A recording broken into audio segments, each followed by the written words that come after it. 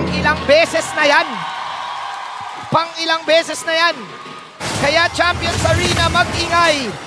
Dahil sa ating unang laban, traffic na naman sa sabote nito. Dahil nanonood ang mga tao. Ngayon pa lang na nasa Series 1 Game 1 tayo ay kung makikita nyo lang ang itsura ng Champions Arena. Limitado na lang ang natitirang mga upuan. Pero speaking of, grabe na rin naman ang paglilimita rito ng RSG sa gustong mga silipin ni JP. Gusto ko yung ginagawa nila dito. Pino-force nila si JP na mabawasan kagad yung buhay para hindi na nga makasama doon sa mga pwede nilang invasion na gagawin, di ba? Oo, gusto nila yan eh. Sabi nila, wag niyong papagalawin si Daddy JP. Alam niyo ba na ang tawag ng Echo kay JP ay Dad? Kumbaga, ang nila, go mo Dad. Ganun ang tawag nila. So ngayon, sabi nila, sabi ng RSG, kalma ha. Papatunayan namin na magiging makasalanan si Kuya James. Meanwhile, Carl, Makakatalon kagad dito itong si Light. Gusto ko yung aggression Oo. pinapamalas kagad ng Liquid Echo. galit na. Yung Express eh. Liquid Express. Kumbaga nag-animorphs talaga yung orc. Yung orca mismo, naging kabayo. Eh, mas nakakatakot yung kabayo pag galit eh. Oo, tsaka hindi man lang napilitang mag-reset doon si JP. Parang ano lang siya, no? Bumalik lang din agad-agad. Kinontrol nila yung river and eventually na-secure din yung Little Wanderer. So, nakikita natin dito kung paano nagpapalitan lang dito sa pokes at sa pagsilip talaga sa isa't isa yung dalawang teams natin. Yeah. Wala pang sobrang nakakakuha ng clear advantage. Even if nakuha ni Carl TZ dito yung Little Wanderer, lamang ng iilang gold ang RSG. Lamang pa din sila in terms of sa pagkuha ng mas nauuna kasi nga mas mabilis eh. Kung isipin mo mabuti, mas mabilis yung lineup nila kasi backshot to eh. Oo. Napakabilis yan. Ayun o, ewan ko ba dyan, ginawa ng Munton, gawa nga tayo ng mabilis lumakad. Yung talagang tumatakbo, rumoroll out. Oo, no. Tsaka yung isang buong duration kasi nun, isang kalahating mapa kagad eh, Yung di ba? makukuha mo. Isang kalahati, mahigit yun. Ay, hindi, kalahating mapa pala, sorry, kalahating mapa. Pero pwede na, nag-gets Pwede naman na, natin. oo. Ayun, Oy, pero mag-gets ata dito ng RSG na kailangan niya gumamit ng Dragon. Oh, si Salman Clark, easy! With that corrective fusion person sa kanila, pero nito yung spear of destruction. Kasama nga ba dito sa hindi? Ay, makakasuhan ng isa. Oh my God. The team fight prowess ng RSG Philippines, even though nakuha ng Team Liquid yung turtle, may hihiulog pa rin talaga pumindot itong Raiders eh. Oo, nagawa naman din dito kahit papaano ng Team Liquid Echo yung kanilang requirement nga sa ating Keys to Victory na literal na tulungan din naman pero mas nakalamang din talaga sa retreat yung jungler dito ng RSG at kinakaya lang din naman talaga dito ni Benny Cutie yung lane niya mag-isa. So kahit papaano no, ito yung napapakita niyang mastery even up against a Moscow in terms of laning. Dalawa na yun. Dalawa yung katapat niya doon. Benibir tsaka Moscow. Ang hirap nun ha. Isipin mo, buong 3 minutes, di ba, hinaharap niya yung dalawa na yun. Feeling ko ganun katiwala din ang Liquid Echo eh. Oo. Kay Benny Cutie, hinahayaan nila kasi may pang-escape din naman, may BMI din naman, di ba? So, at saka naka-purify din naman siya if ever, di ba? Tsaka tatlong Purify pala to para sa side ng Team Liquid Echo. Napakarami nga mong kailangang isipin dito. Oo. Even kahapon. And fortunately din for RSG, nakapag-flicker din naman dito si Kusei kasi nakita naman natin yung tendencies or yung difficulties ng mga Moskov na hindi pumipili or nagpipick up dito ng additional survivability na battle spell. Pero speaking of survivability, Ako, tinamaan dito pero magandang cancel. Anong nangyari itong Cardi gamit yung retry. Habang layo muna sila, Oh my hindi God! na yung Eternal Guard. At yung si Sandy sa may madaling ko, si Cardi sila pupuruhan. Ilang pag yung third days puissance mula kay Demon Kite. Maraming mga naganap pero walang mamamatay. Ang lala ng mga... Oh, pero hindi Wait pa pala lang. tapos. Practice lang. Oh! Wait, my ganyan God! ha? Grabe. Ganyan. Anong sabi? Anong sabi? Anong sabi? pumindot-pindot. Pumindot na pero ngayon. Pabilisan nila pag-pindot. JP dito yung makakatakas. Normal hits lang wala kay Benny. Eh si Sanji ay nandun din. Ang ganda na ng ginagawa dito ng Liquid Echo. Sinasamahan nila kasi alam nila na may mga level first na yan, may mga Oo, unos na rin. diba? nang-bubrus ko. iba. Nag-TTP. Ang term dito ng mga Pinoy, batahin mo. Nang babata si Demon Kite dito. Tsaka, nagtatantsahan eh. Nagtatantsahan. Parang yung nakita natin kaninang opportunity sana for Team Liquid Echo na sila naman ang mag-go for the counter initiation dito sa RSG. Hindi rin nila na-commit kasi may mga nakatago lang din sa brushes na naghihintay dun sa opportunity na yon. Namely, sina Aqua and yung I think at that moment ay etong si na Demon Kite. So hindi nila sobrang na-commit din yung gusto sana nilang gawing bawi. And RSG ngayon yung medyo nakakakita tayo or nakikitaan talaga natin living up to their composition ng mabilisan at aggressive na mga rotation sa side lanes. Ang pinaka nakikita ko dito yung RSG, team fight talaga eh. Meanwhile, Carl, dito. Papasok, nagamit na rin yung Spirit Disruption. Pero si Demon Knight, ito yung tropang one call away talaga eh. Kaya lang sumisilip-silip siya kung tatawagin. Kailangan na ba siya dun sa laban na yun? Ang galing din ni Demon kahit laging nandun, no? Biglang na lang parang, alam mo yung parang tinawag si Kuya? Laging nandun sa nangyayaring laban. Ito kailangan natin itong mag-grabs na mabuti. Kasi yung team fight capability ng RSG, in layman's term, kung sabayan pagbigkas, kung Royal Rumble ang gusto mo, dito ka pupunta kasi ang dami nilang stun eh.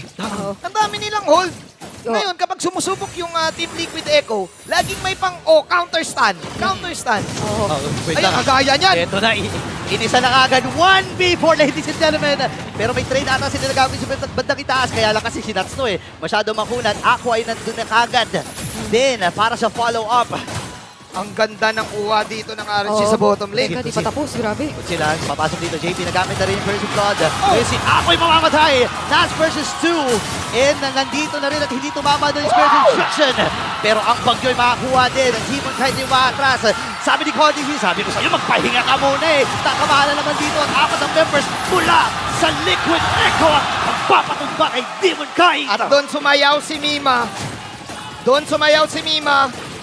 Naitabla ng Team Liquid Echo yung kalamangan ng RSG. Yep, wala nang Black Dragon form, so mabilis ang goal lang ito para sa Team Liquid na igak ulit itong XP laner ng RSG which is si Nats and eventually ay secure na naman ang kill. And this is sa mga interesting na nakikita natin dito though for RSG na kahit papaano ay nakita natin sa from Echo ay yung kung papaanong ito yung definition ng ina-activate ang early snowball potential ng Moskov. Siya yung sinasamahan, hindi siya hinahayaan na mag-isa na magsi-split-split lang muna para sa kanila. Literal na gusto nilang na-activate at tulungan din mag-online si Kusei. May sarili silang tulungan.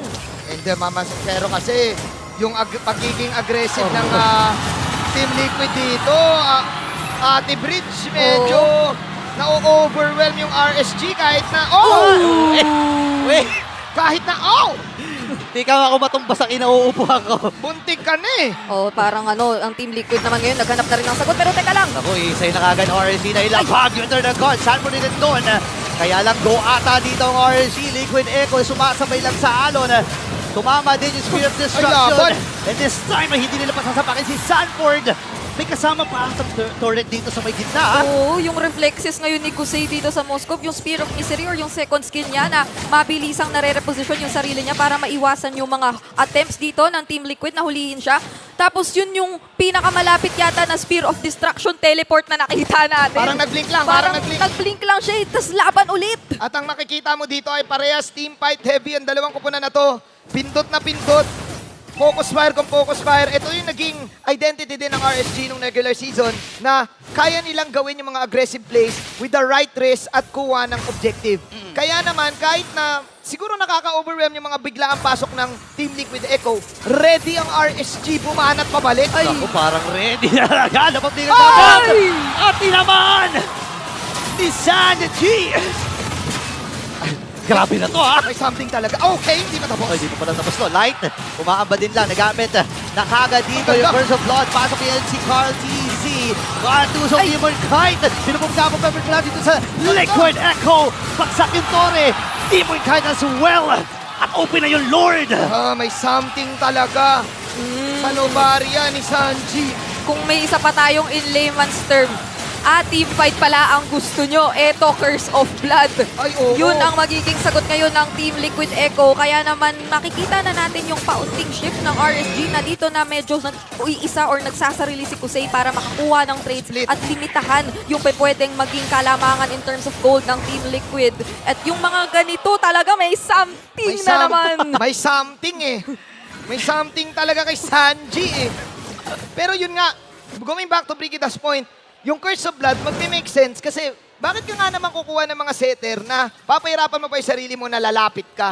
Eh, yung Curse of Blood, di ba tutok lang yun? Ayun, dalawa tinamaan. Kagad! And Sandy with a kill! Pasok ni Sanford doon!